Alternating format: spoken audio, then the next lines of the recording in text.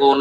আমার আল্লাহ, আমার নবী তখন আল্লাহ তখন নবীকে জানায় দেন, আল্লাহুস সামাদ, আপনি তারে বলে দেন আপনার আল্লাহ এমন একজন আল্লাহ তার মধ্যে সকল গুণ বিদ্যমান, তিনি কারো উপরে নির্ভরশীল না। আমরা কিন্তু নির্ভরশীল। ঠিক কি? একটা উদাহরণ দিলে বুঝবেন। ব্যবসা করার জন্য তিনটা জিনিস লাগে। কয়টা? এক নাম্বার পুঁজি লাগবে, টাকা। দুই নাম্বার শুধু টাকা থাকলেই হবে না, ওই ব্যবসা জানা লাগবে। তার মানে কি লাগবে? বুদ্ধি, মেধা লাগবে। তিন নাম্বার টাকাও আছে, মেধাও আছে, গায়ে জোর নাই, কাজ হবে? তাহলে শক্তি লাগবে না? তাহলে শক্তির সহযোগিতা লাগবে। তখন আমরা কি করি? টাকা যেহেতু আছে, ম্যানেজার রাখি। এই কথার দ্বারা আমি আপনাদেরকে যেটা বুঝাতে চাই, এক নাম্বার হলো অর্থ। অর্থের অভাব আমাদের আছে না? আল্লাহর আছে? মানে আছে মনে হয় না। আল্লাহ আমাদের সবকিছু দিয়ে আল্লাহ গরিব হয়ে গেছে। নাউজুবিল্লাহ।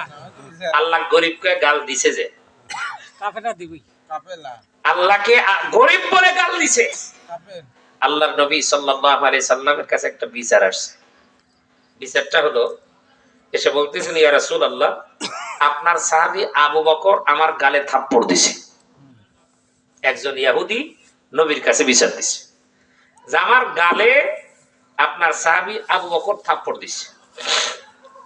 নবীজি বললেন, থাপ্পড় দিছে বুঝলাম, এটা শোনার পরে মনে করছিলাম ওমর দিছে, কারণ ওমরই কাজগুলো করতে পারে। কিন্তু নাম কার বলছে?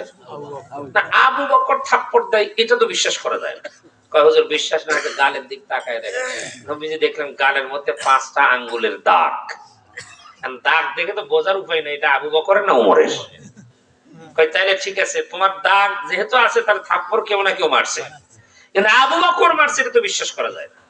ডাক দাও আবু বকর। হযরত আবু বকরকে ডাকা হলো। আল্লাহর নবী বলতেছেন, আবু বকর তুমি কি থাপ্পড় মারছো? কয় কারে? কয় ওই ইহুদিকে। আবু বকর আগায় গেছে। নবীজি বলে, কই যাও? কয় আরেকটা দিব। সুবহানাল্লাহ।